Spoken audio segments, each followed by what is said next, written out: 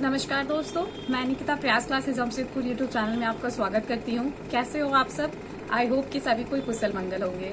So guys, आप सभी Jharkhand CGL की वैकेंसी के लिए बहुत टाइम से वेटिंग कर रहे थे कि आखिर कब तक इसकी वैकेंसी आएगी, क्योंकि जो प्रीवियस वैकेंसी आई थी जो ऑलरेडी आपके कैंसिल हो चुकी है।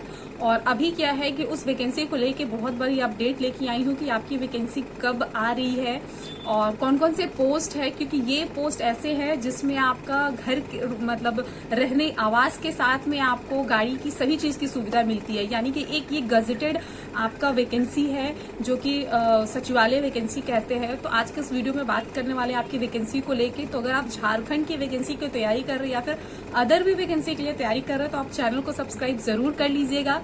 और आप सभी से मेरा रिक्वेस्ट है कि वीडियो को ज्यादा से ज्यादा शेयर कीजिए, क्योंकि आपका एक शेयर एक लाइक हमें काफी मोटिवेट करता है ऐसे वीडियो बनाने के लिए, क्योंकि ये सारी अपडेट मैं सिर्फ और सिर्फ आप लोगों के लिए लेके आती हूँ। सो गाइस, प्लीज वीडियो को शेयर कर दीजिए, सब्सक्राइब कर दीजिए, और अगर किसी भी तरह का डाउट्स होते हैं तो आप कमेंट सेक्शन में हमें नीचे पूछ सकते हैं। सो आपको मैं बता दूं कि जो जेएसएससी की फॉर्म आने वाली है, यानी कि झारखंड एसएससी की जो फॉर्म निकलने वाली है सचिवालय वैकेंसी के लिए, बहुत टाइम से लोग वेटिंग कर रहे हैं। तो सबसे पहले आप जान जो कि इसमें कौन कौन से वैकेंसी है। पहला जो है आपका एएसओ का वैकेंसी है, यानी कि असिस्टेंट सिलेक्शन ऑफिसर की। उसके बाद है आपका जूनियर सेक्रेटरी ऑफिसर की वैकेंसी है। तो इसमें आपका ब्लॉक सप्लाई ऑफिसर की वैकेंसी है। उसके बाद में आपका प्लानिंग असिस्टेंट, यानी कि जो योजना सहायक होते हैं उनकी वैकेंसी। काफी अच्छे अच्छे पोस्ट इसमें देखने को मिलेंगे, जिसमें आपके रहने के लिए आवास की भी सुविधा मिलती है, गाड़ी की भी सुविधा मिलती है, सभी चीज का फैसिलिटी जिसमें आपको देखने को मिलेंगे। तो इनके लिए हम एज की अगर बात करेंगे कि मिनिमम एज क्या रखे गए हैं, तो अगर आप जनरल कैटेगरीज में आते हैं तो जनरल के लिए आपका एटलीस्ट 21 होना चाहिए। चाहे आप जनरल से हो, अदर से भी हो, सभी के लिए आपको 21 होना चाहिए। वही अगर मैं मैक्सिमम की बात करूंगी तो जनरल कैटेगरी के लिए 35 होना चाहिए। और अगर बीसी के लिए बात करूंगी तो आपका ओबीसी है, बीसी है, तो उसके लिए आपका 37 होना चाहिए। वहीं अगर मैं फीमेल की बात करूंगी जनरल के लिए या ओबीसी के लिए, जो फीमेल कैंडिडेट आती है उनके लिए आपका 38 होते हैं। और अगर एससी एसटी के लिए बात करेंगे तो 40 है। अब इस फॉर्म को कौन अप्लाई कर सकता है? इस फॉर्म को अप्लाई करने के लिए तो सबसे पहले आप भारत के नागरिक होना जरूरी है। और जैसे कि अभी आप देख सकते हैं कि यहाँ पे जो योजना है वो ऑलरेडी कैंसिल हो चुकी है, यानी कि जो पहले नियोजन नीति लागू किए गए थे कि आपका यहाँ से 10th 12th होना चाहिए, तो अभी इस चीज को कैंसिल कर दिए गए हैं। क्योंकि अभी क्या है कि कहीं से भी आप अप्लाई, कहीं किसी भी स्टेट से आपने पढ़ाई किया हो, कहीं से भी हो, तो आप इस फॉर्म को अप्लाई कर सकते हैं। अब मैं बात करूंगी कि इसके लिए अगर मिनिमम क्वालिफिकेशंस क्या होने चाहिए। क्वालिफिकेशंस क्या है? आपका ग्रेजुएशन होनी चाहिए।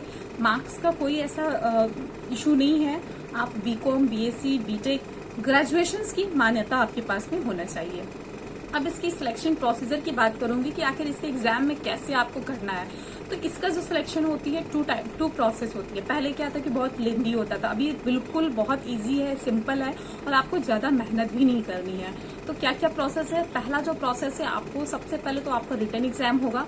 सेकंड में आपका डॉक्यूमेंट वेरिफिकेशन होगा, और आपका जो जॉब लगेगा वो झारखंड में ही लगेगा। ठीक है, यानी झारखंड के जिस जिले के लिए अप्लाई करेंगे जहां का होगा, तो आपके ऑल ओवर झारखंड में ये वैकेंसी निकलती है। तो सिलेक्शन में रिटन एग्जाम में आपको क्या क्या पढ़ना है? इसमें आपका 3 पेपर होता है। पहला जो पेपर होगा आपका हिंदी और इंग्लिश से क्वेश्चंस आते हैं, यानी कि ग्रामर से क्वेश्चंस रहेंगे, कम्प्रीहेंशन से क्वेश्चंस रहेंगे। आप जब हिंदी और इंग्लिश दोनों आपको लेके पढ़नी होती है।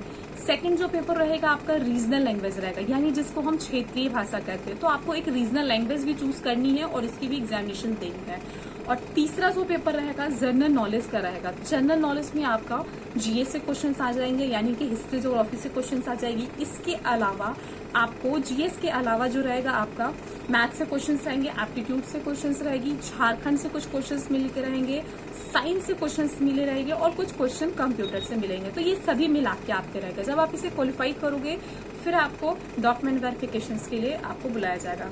अभी मैं इसकी सैलरी की बात करूंगी कि आपका इसका सैलरी क्या है। तो अगर आप एएसओ के लिए अप्लाई करना चाहते हैं, यानी कि असिस्टेंट सिलेक्शन ऑफिसर के लिए अप्लाई करेंगे, तो लेवल 7 की आपकी सैलरी मिलती है, यानी कि 44,000 से लेके 1,42,000 के बीच में आपका सैलरी आता है। तो काफी अच्छी सैलरी है। तो सैलरी पैकेज बहुत अच्छी है। इस वैकेंसी को बिल्कुल भी मिस नहीं करना है। अभी से आप अपनी एक तैयारी बना लीजिए, और आपका ये जो एग्जाम है, ये जो वैकेंसी है आपका इस वीक के अंदर, यानी कि आपका इस महीने में कभी भी वैकेंसी रिलीज हो सकती है। तो आप इसके लिए बेहतर से बेहतर तरीका अपनाइए कैसे आप इस एग्जाम को क्रैक करेंगे, क्योंकि ऐसी वैकेंसी आपका हमेशा नहीं निकलता है। 4 साल 5 साल के बाद वैकेंसी आ रही है। सो गाइज इसको बिल्कुल भी मिस नहीं करनी है। आप पहले से अपनी स्ट्रेटजी बना लीजिए और तो आपका जो वैकेंसी इस वीक में कभी भी आ जाएगा। इस वीक पकड़ लीजिए आप, मतलब इस मंथ के अंदर कभी भी आपकी वैकेंसी आ जाएगी। सो आई होप गाइस कि आपके सभी डाउट्स क्लियर हो चुके होंगे, और अगर फिर भी आपको डाउट्स है तो आप कमेंट सेक्शन में मेंशन कर दीजिए। और आप सभी से मेरा रिक्वेस्ट है कि प्लीज वीडियो को ज्यादा शेयर कीजिए, लाइक कीजिए, कमेंट कीजिए, और मिलते हैं फिर नेक्स्ट वीडियो में। Keep support guys, thank you so much.